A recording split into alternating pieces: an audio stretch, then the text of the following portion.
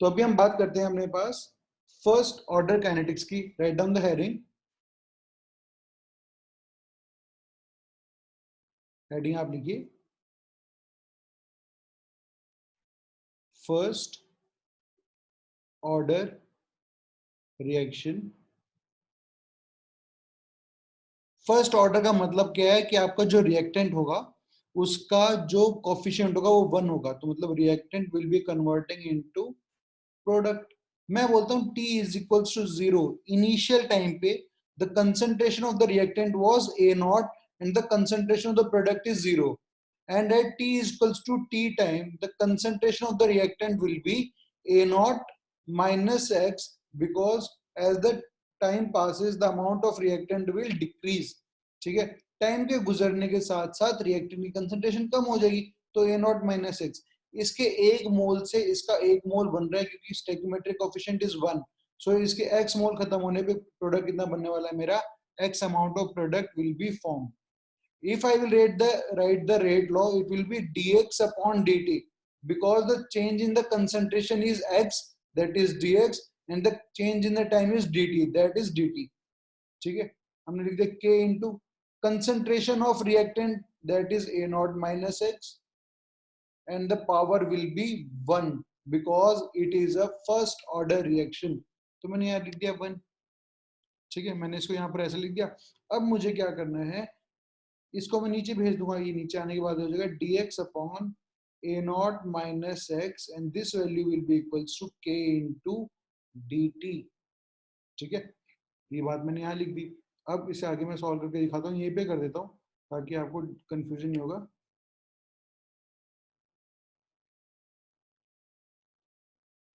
ठीक है, अब देखो मैंने क्या किया, A नॉट माइनस एक्स को A नॉट माइनस एक्स को मान लिया y, और मैंने डिफरेंशिएट कर दिया, differentiation of A not minus dx, this value will be equals to dy। A naught is a constant because it is the initial amount of concentration of reactant, so this value will be equals to 0। that's why minus dx की value किसके बराबर हो जाएगी, dy के बराबर हो जाएगी, और I can say dx will be equals to minus of dy। यहां से मुझे एक चीज पता चल गई, मैंने यहाँ पर लिख दिया इसको, इंटीग्रेशन ऑफ dx की जगह लिखा minus of dy upon A not minus x की जगह रखा y, and this value is equals to integration of k into dt where k is a constant। अब एक फॉर्मूला है मेरे पास, integration of 1 upon x dx जो होता है वो बराबर होता है ln x के बराबर। ठीक है, तो integration of 1 upon y dy किसके बराबर हो जाएगा, minus of ln y, and this value will be equals to k, integration of dt is t, this will be equals to kt plus c। ठीक है, अब देखो t इक्वल्स टू 0 टाइम पर the value of x is 0, मैं उसको put कर देता हूँ यहाँ पर, उससे पहले y की वैल्यू रख देता हूँ, this will be equals to minus of ln a not minus x, and this value will be equals to kt plus c। As I know at t is equals to 0 the value of x is also 0, तो मैं put कर देता हूँ, तो ये हो जाएगा minus ln a not will be equals to c। इस c की वैल्यू उठा के मैं यहाँ रख देता हूँ, तो this will be equals to minus ln a not minus x is equals to kt minus ln a not. ठीक है, तो आगे हम सॉल्व करते हैं, तो this value is minus of ln a not minus x, this is equals to kt minus ln a not. मैं इसको उस साइड भेज देता हूँ, तो this will be equals to kt is equals to ln a not minus ln a naught minus x, log a minus log b will be equals to log a upon b, so I will write it as a kt will be equals to ln a naught upon a naught minus x। Okay, अब मेरे पास ये ln है, ln का मतलब क्या है, this is log base e। अगर मैं इसे log बेस 10 में कन्वर्ट करूं तो मुझे इसे मल्टीप्लाई करना पड़ेगा 2.303 से, तो I will write kt is equals to 2.303 log of that base 10 a naught upon a naught minus x। ठीक है, आपके पास ये आ जाता है general formula for the first order reaction. कल हम लोगों ने जो जनरल फॉर्मूला पढ़ा था उसमें मैंने आपको बताया था आप n की वैल्यू 1 नहीं रख सकते क्योंकि वो वैल्यू नॉट डिफाइंड हो जाएगी। तो where k is rate constant, this is rate constant, t is time in seconds, this is time, a naught is the initial concentration of reactant, initial concentration of reactant, and a naught minus x is the concentration of reactant at time t. This is the concentration of reactant at time t. ठीक है, ये चीज मैंने यहां पर लिख दिया। Hopefully आपको ये बात यहां तक समझ में आ गई होगी। यहां तक कोई डाउट है, दुख है, मेरे से पूछो, फिर हम आगे बात करते हैं। प्रीवियस स्लाइड आप देख लीजिए।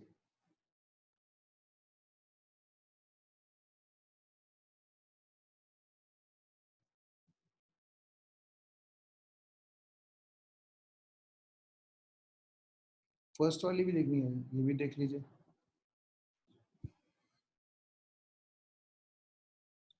Now we will calculate the T half. Okay, and what is the T half? T half is when the amount of concentration of reactant gets half from the initial value. ठीक है, अब मैं T half की value calculate करना चाहता हूँ। That is, I know at T is equals to T half, जो 80 होता है, 80 is concentration at time T, उसकी वैल्यू जो होती है वो मेरी A नॉट बाय 2 हो जाती है। इस वैल्यू को देखो आप ऐसे भी लिख सकते हो और इसे ऐसे भी लिख सकते हो, KT is equals to 2.303 log of A naught upon AT, because A naught minus X is concentration at time T। ठीक है, मैंने ऐसे लिख दिया इसे, तो मैं लिख देता हूँ A naught by T। ठीक है, तो I know the formula is KT is equals to 2.303 log of A naught upon AT, and AT value is A naught by 2. So what will happen? K into T half will be equals to 2.303 log of A naught upon A naught, and this 2 will come here, and these two values will get cancelled out. Okay, so this will convert into K into T half will be equals to 2.303 into log 2, and the value of log 2 is 0.3. तो जब आप 0.3 से multiply करोगे, you will get T half will be equals to 0.693 upon K। ये value आपको ध्यान रखनी है कि for the first order reaction जो मेरे पास ये वैल्यू आ रही है वो इतनी वैल्यू आ रही है। ओके, ये चीज आपको ध्यान में रखनी है।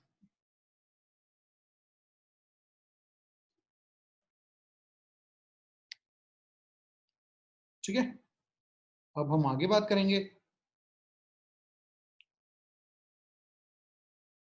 देखो, इसका टी हाफ इनिशियल अमाउंट पे डिपेंड नहीं करता, उसके सिर्फ के की वैल्यू पे डिपेंड करता है। और एग्जाम में ऐसा बहुत बार होगा कि आपको वो क्या करेगा, के दे देगा और पूछेगा टी हाफ बता दो, तो आपको क्या करना है, 0.693 को के से डिवाइड कर देना, आपको टी हाफ मिल जाएगा। Now we will write about one more form which is Wilhelm equation, Wilhelm formula, you can call it a formula also. As I know, the value of KT is ln A naught upon AT। ये कहां से आया, ये यहां से आया कि पहले तो मेरे पास क्या था, A naught की जगह A naught और इसकी जगह मैंने लिख दिया AT। So this is equals to KT is equals to ln A naught upon AT। बस यही था मेरे पास। ln को तो मैंने log में कन्वर्ट करने के लिए 2.303 से मल्टीप्लाई किया था। ठीक है, तो बस मैंने ऊपर वाला फॉर्मूला यूज किया है। अब उससे आगे हम लोग कुछ चीजें ड्राइव करेंगे। आई नो, अगर ये मेरे पास ln है, this is equals to KT is equals to log base E A not upon AT। तो अगर मैं log बेस E को इस साइड भेज दूं तो this is will be equal to E to the power KT, and this value will be equals to A naught by AT। ठीक है, 80 को मैं उस साइड भेज देता हूँ और KT को नीचे लेके आ जाता हूँ. This will be equals to 80 is equals to A naught upon E to the power KT, and I can write it as a AT will be equals to A naught E raised to the power minus K into T. ठीक है, this equation is known as the Wilhelmi equation. This one. ठीक है, और आपको यहाँ दिख भी रहा है कि एक्सपोनेंशियल ग्राफ होने वाला है विद रिस्पेक्ट टू टी. अगर आपको ग्राफ पूछ लेता है, वैसे पूछेगा नहीं, बट मैं आपको बता देता हूँ कि आपको पता है e raise to the power minus t है. E raise to the power minus x का ग्राफ क्या होता है? Y equals to e raise to the power minus x का ग्राफ. पहले आप e raise to the power x का देखोगे तो ग्राफ कुछ इस प्रकार से होता है. ठीक है, तो अगर माइनस की बात की गई है तो वो आपके पास ग्राफ कैसे आ जाएगा? कुछ इस प्रकार से आ रहा होगा.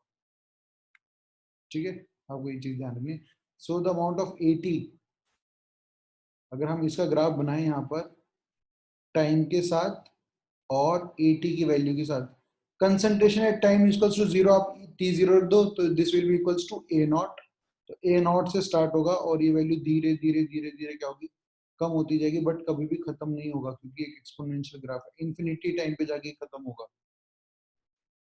ठीक है, तो ये इसका ग्राफ बनता है. अब ये बात तो किसकी थी? जो मेरे फर्स्ट ऑर्डर काइनेटिक्स को फॉलो कर रहे थे. आपको पता है, जैसे कोई भी बैक्टीरिया है, वायरस है, जैसे भी कोरोना वायरस ही है, ठीक है ना, वो उसका रेट क्या होता है? धीरे धीरे बढ़ता जाता है. अगर किसी इंसान की बॉडी के अंदर एक बार वो वायरस चला जाता है तो वो क्या करता है? अपने आप को मल्टीप्लाई करता है, उसके अंदर बढ़ता जाता है वो वायरस, इन्फेक्शन बढ़ता जाता है.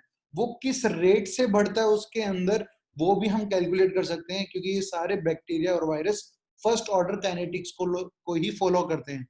ठीक है, तो जो ये जितना अमाउंट आपके बॉडी के अंदर प्रेजेंट है, अगर कोई इन्फेक्टेड पर्सन है, उसके अंदर कोई बैक्टीरिया वायरस है, कितना अमाउंट में प्रेजेंट है और किस स्पीड से बढ़ रहा है, वो उनकी कॉलोनी होती है. हम उसकी पॉपुलेशन को, उसकी बॉडी में कितने लोग हैं जो वायरस के हैं, तो उसे हम बोलते हैं कॉलोनी या फिर पॉपुलेशन. ठीक है, तो हम लोग इसी बात करते हैं अभी. Write down the heading first order.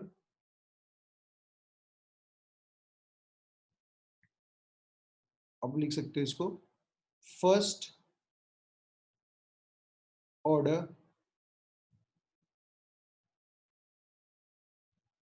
Growth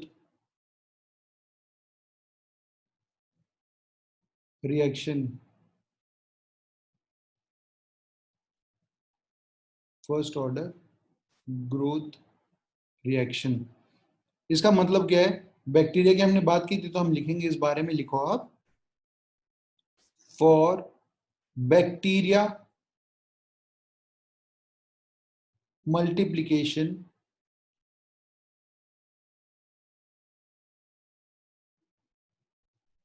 और virus growth use following concepts.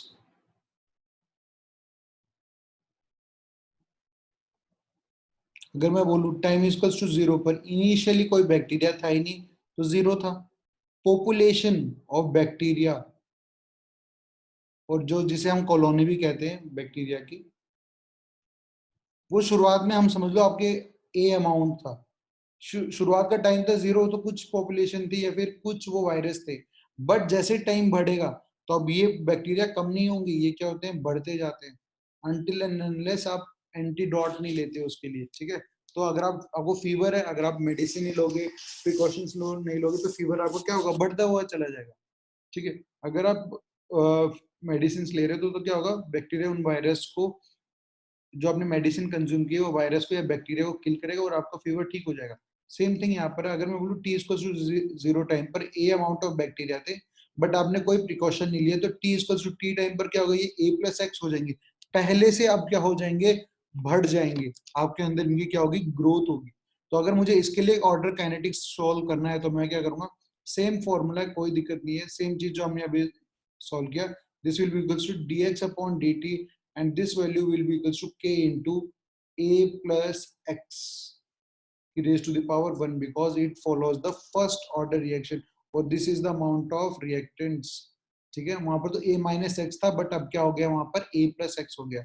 अगर मैं a प्लस एक्स को यहाँ नीचे भेजूं, this will be equals to dx upon a plus x and this value will be equals to k into dt. मेरे पास ये value आ जाएगी. ठीक है, हम लोग आगे बात करते हैं. अब इसे आगे सॉल्व करेंगे. आप लिख लो इसे फटाफट. Yes, 0.693 upon k is only for first order kinetics. ठीक है ना, ये आपने जो t half कैलकुलेट किया है, ये हमने किसके लिए किया है, only for first order kinetics, first order reactions के लिए, और किसी के लिए नहीं है. सबका अलग अलग होता है. कल हमने जीरोथ ऑर्डर के लिए देखा था a नॉट अपॉन 2k की वैल्यू आ रही थी t हाफ, वो किसके लिए था, जीरोथ ऑर्डर के लिए. ये फर्स्ट ऑर्डर के लिए है. ठीक है, अभी लिख लो फटाफट, फिर आगे बढ़ते हैं.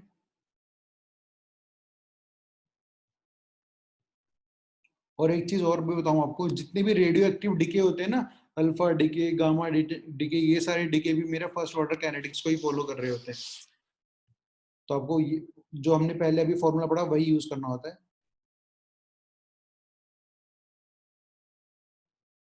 ठीक है, यहाँ पर तो देखो क्या हो रहा था, टाइम के साथ चीजें कम हो रही थी. ए नॉट से ए नॉट माइनस एक्स आ गया, तो मेरे पास वैल्यूज कम हो रही थी. ठीक है, ये तो आपका होता है रेडियो एक्टिव डिके के अंदर. आप यहाँ पर लिख भी लेना. ठीक है, all radio active decays are always first order kinetics. ठीक है, हमेशा वो फर्स्ट ऑर्डर काइनेटिक्स को फॉलो करते हैं. यहाँ पर क्या हो रहा है, पॉपुलेशन बढ़ रही है. आपको पता है भाई, वायरस बैक्टीरिया टाइम के साथ कैसे, टी इक्वल्स टू 0 पे इनका 0 ए अमाउंट है. टाइम जैसे बढ़ा, 0 से टी हुआ, इनकी पॉपुलेशन भी क्या होती है, बढ़ने लग जाती है. तो सेम चीज मैंने यहाँ रख दिया. अब मैं देखो क्या करूंगा, ए प्लस एक्स को मान लूंगा Y. I will assume A plus X as Y. मैं लिख दूंगा. तो अगर मैं डिफरेंशिएट करता हूं तो D A plus D X and this will be equals to D Y. ठीक है, अब ये तो कांस्टेंट था, 0 हो जाएगा, तो D X will be equals to D Y. तो आप लिख सकते हैं integration of D Y upon Y, this value will be equals to integration of K D T. जब आप इसको सॉल्व करोगे तो ये आ जाएगा L N Y is A plus x and this will be equals to K T plus C. ठीक है, तो आपको पता है t इक्वल्स टू 0 पर जो अमाउंट था x के वैल्यू तो क्या थी मेरी, 0 थी. a प्लस 0 लिख सकता हूँ, कंपेयर कर सकता हूँ, value of x is 0. So as I know ln a plus x is equals to kt plus c at t is equals to 0. Value of x is also 0. I will put the values. This will come as a naught a plus 0 ln a plus 0 will be equals to k into t. t 0 रखोगे तो kt की value 0 हो जाएगी and this will become as ln c ln a. Value of c will be ln a. बस अब ये value उठा के आप यहाँ रख दो, और कुछ नहीं करना आपको. this will come as ln a plus x is equals to kt plus ln a. ln a को साइड भेज दो, this will convert ln a plus x minus ln a and this value will be equals to kt. तो अगर आपको कोई kt की value log में पूछेगा तो आप लिखोगे 2.303 log of a plus x upon a. आपके पास ये फॉर्मूला आ जाएगा. ठीक है, क्या किया मैंने, मैं आपको बता देता हूँ.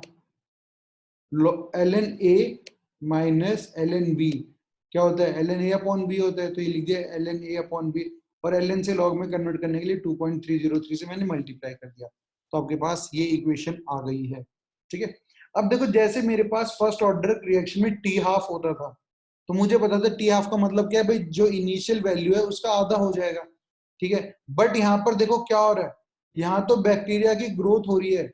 शुरुआत में 0 और फाइनली कितने हो गए, a प्लस एक्स वैल्यू बढ़ती जा रही है. तो यहाँ पर हम कहते हैं time equals to T generation and T generation क्या होता है, इनिशियली अमाउंट में जितना बैक्टीरिया प्रेजेंट था उससे डबल हो गया है, अब नंबर ऑफ बैक्टीरिया की वैल्यू क्या हो गई है, डबल हो गई है।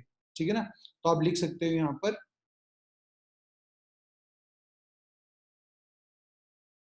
आप लिखिए जनरेशन टाइम मतलब नई जनरेशन आ गई है एग्जैक्ट अमाउंट की, generation time is at t equals to T generation value of x is equals to A. तो देखो अगर एक्स की वैल्यू ए हो जाएगी तो क्या हो जाएगा, ये A plus A and this will be equals to 2a। Initially A amount के थे बट अब कितने हो गए, 2a हो गए, मतलब 2 टाइम्स मल्टीपल हो गए, पहले जितने थे उससे अब दुगने हो गए हैं, ट्वाइस हो गए हैं। ठीक है, इसलिए this is written as 2a। तो इसे हम कहते हैं टी जनरेशन। और ये कब होता है, जब मेरे पास पॉपुलेशन ग्रोथ हो रही होती है, growth of the bacteria.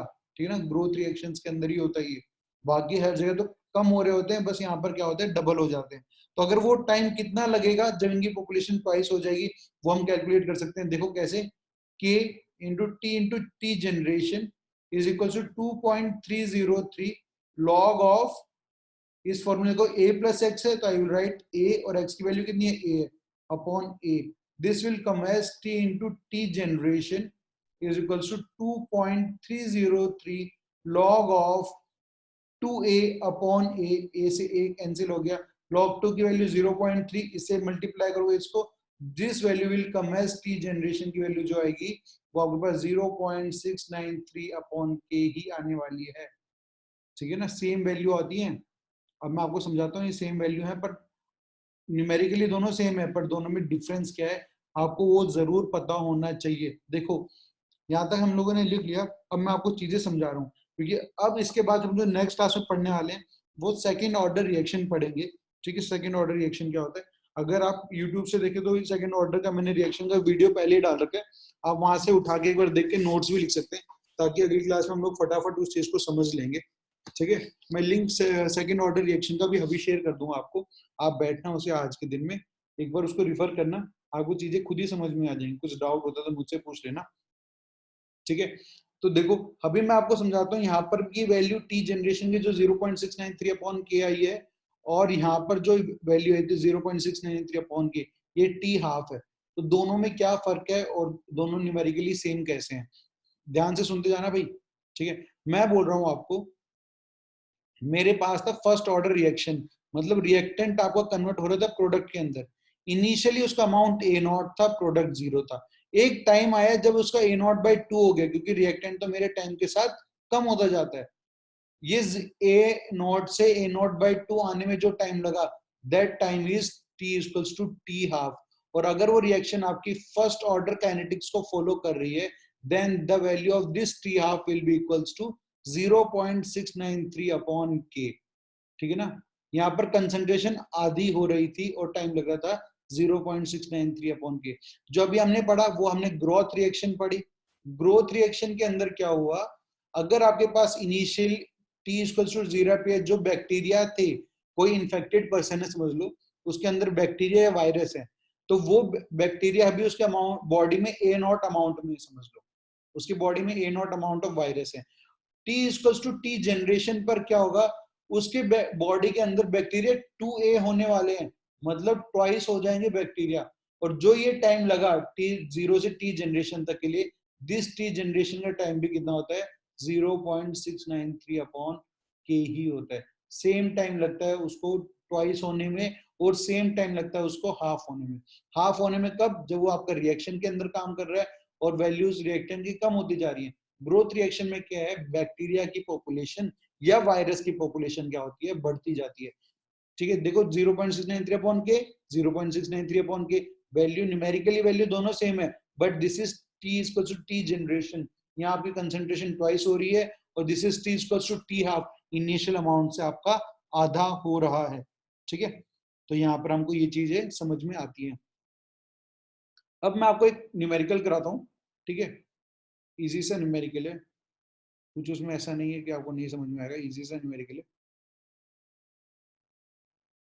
Write down the question, बाद में ये आपको पहले ही समझा चुका था, बट अब देखते हैं, आप सॉल्व करके देखिए। 6 मिनट है आपके पास, ठीक है, मुझे देखना कौन सबसे पहले सॉल्व करके देगा, ठीक है। Calculate t equals to 0.75 upon t equals to 0.50 for a first order reaction. आप मुझे ये सॉल्व करके दिखाइए। मैंने आपको कल की क्लास में t इक्वल्स टू 0.75 क्या होता है, t इक्वल्स टू 0.50 क्या होता है, ये सब चीजें समझा दी थी। अब ये आपके ऊपर, आप क्या करते हो देखो। पढ़ा होगा तो आंसर आप निकाल दोगे, टाइम पास करा होगा तो अभी पता चल जाएगा।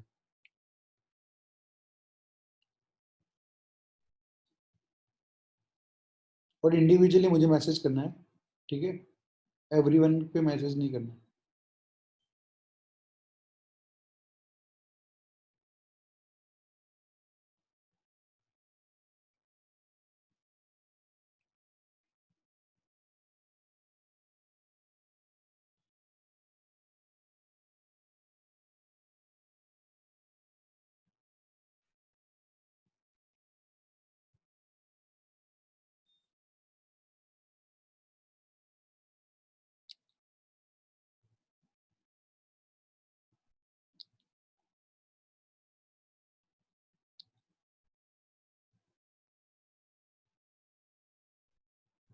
ठीक है, बहुत बढ़िया।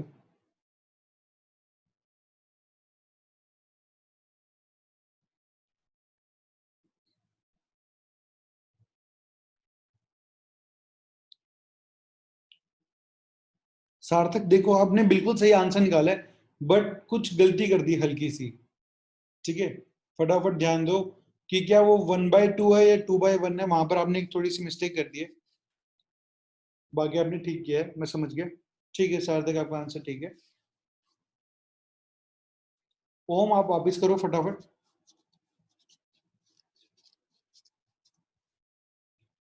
कृति आपका आंसर ठीक है।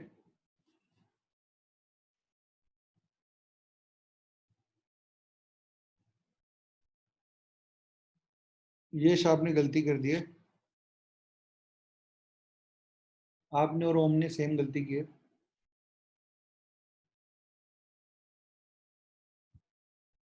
वंशिक आपका आंसर ठीक है। इशिता आपने गलती की है।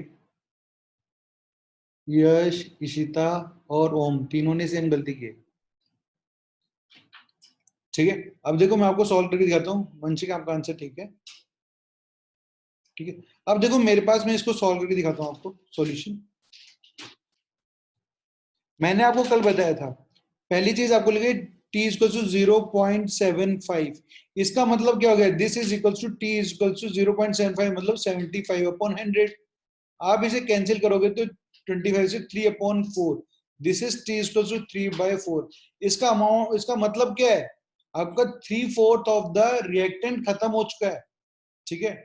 और दूसरी तरफ आप लिखोगे t इक्वल टू 0.50, this is equal to t half.